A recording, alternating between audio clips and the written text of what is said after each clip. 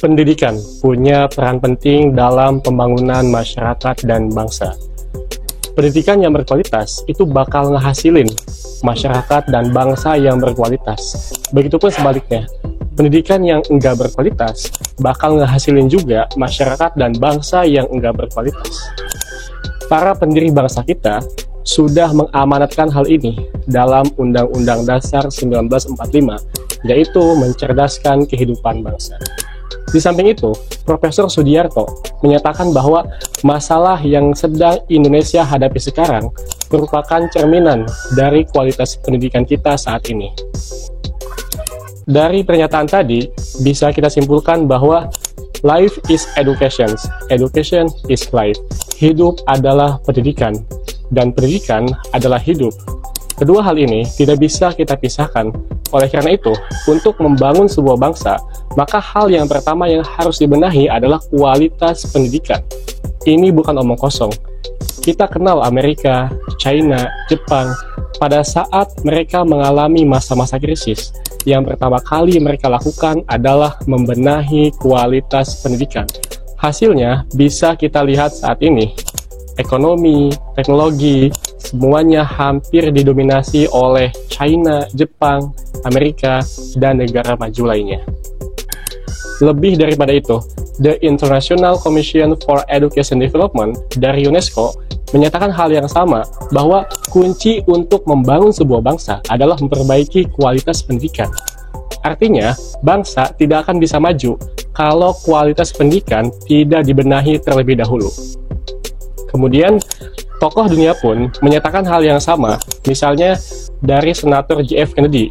Pada saat itu, teknologi Amerika tertinggal oleh teknologi negara maju lainnya. Kemudian JF Kennedy bertanya kepada rekan kerjanya, apa yang salah dari sistem pendidikan kita?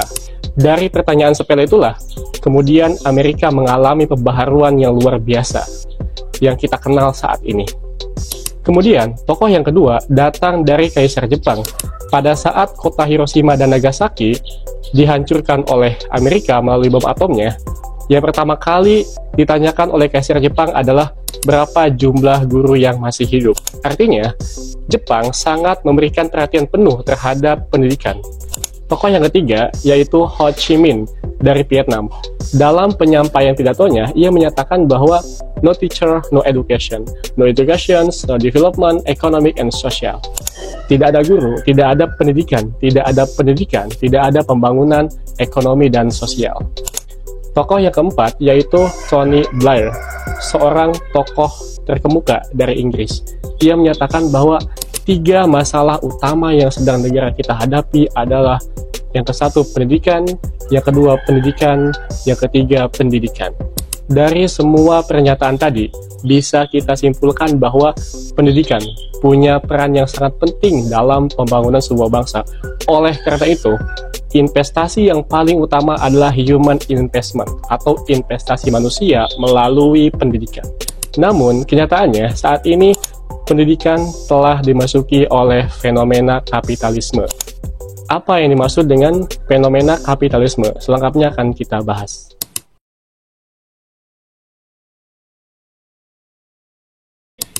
Pendidikan punya peran penting dalam kemajuan peradaban manusia. Saat ini, makna pendidikan telah direduksi atau disederhanakan menjadi kata sekolah. Banyak dari kita beranggapan bahwa sekolah merupakan satu-satunya tempat untuk menempuh pendidikan. Padahal, kenyataannya sekolah hanyalah salah satu tempat untuk menempuh pendidikan. Karena makna atau esensi dari pendidikan itu sendiri adalah belajar. Bahkan kalau kita telah lebih dalam, esensi atau makna dari pendidikan itu sendiri adalah proses untuk merubah manusia yang awalnya tidak bisa menjadi bisa, yang awalnya enggak tahu menjadi tahu, yang awalnya enggak bertanggung jawab menjadi bertanggung jawab, dan lain sebagainya. Berbicara soal sekolah, belakangan ini banyak ilmuwan pendidikan yang mengkritik sekolah. Salah satunya adalah dari Ivan Illich. Ia menyatakan bahwa saat ini sekolah tidak lagi bersifat humanis, tapi lebih mengarah kepada kapitalis, elitis, dan materialis. Sekolah yang berkualitas hanya bisa dijangkau oleh kalangan masyarakat tertentu saja. Sekolah yang awalnya punya kesan terbuka untuk umum, itu hanyalah ilusi. Pada kenyataannya, sekolah hanya dapat dinikmati oleh kalangan tertentu yang mampu membayar untuk biaya sekolah.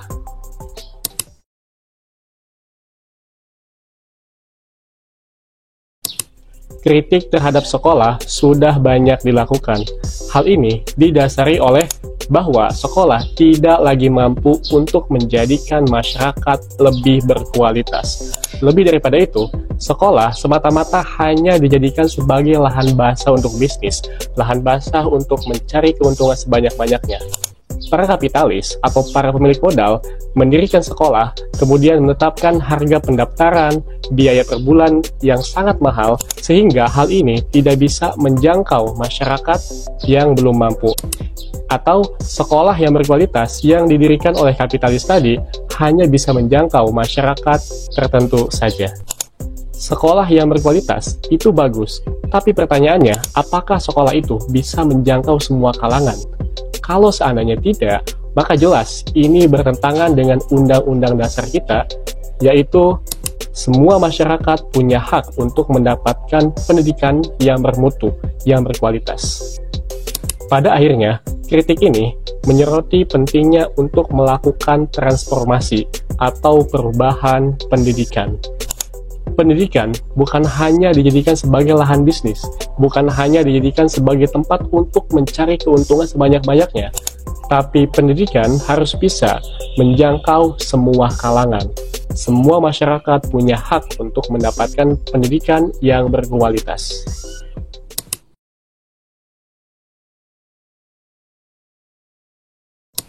Pendidikan yang mencerdaskan bangsa harus berkualitas dan merata bagi semua masyarakat Indonesia.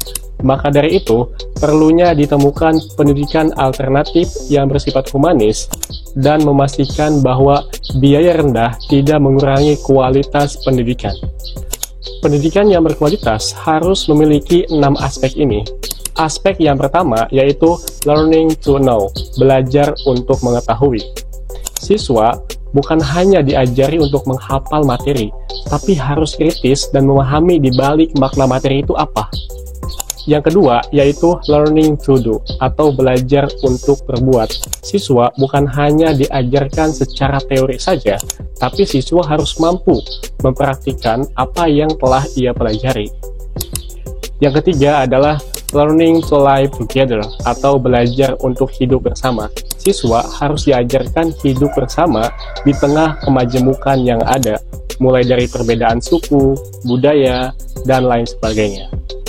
Yang keempat yaitu learning to be, atau belajar bagaimana sebagai dirinya.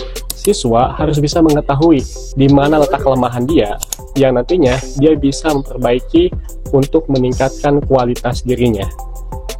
Aspek yang kelima yaitu learn how to learn. Siswa harus diberikan pemahaman bahwa proses pendidikan bukan hanya sebatas SD, SMP, SMA, kuliah, S1, S2, S3, bukan. Tapi proses pendidikan itu berjangka seumur hidup. Aspek yang keenam yaitu learning throughout life. Ilmu adalah hasil temuan. Hasil pencarian manusia tidak akan ada habisnya. Maka dari itu, siswa harus bisa terus mengupdate keilmuannya. Salah satu caranya adalah belajar yang tidak berhenti atau belajar sepanjang hayat.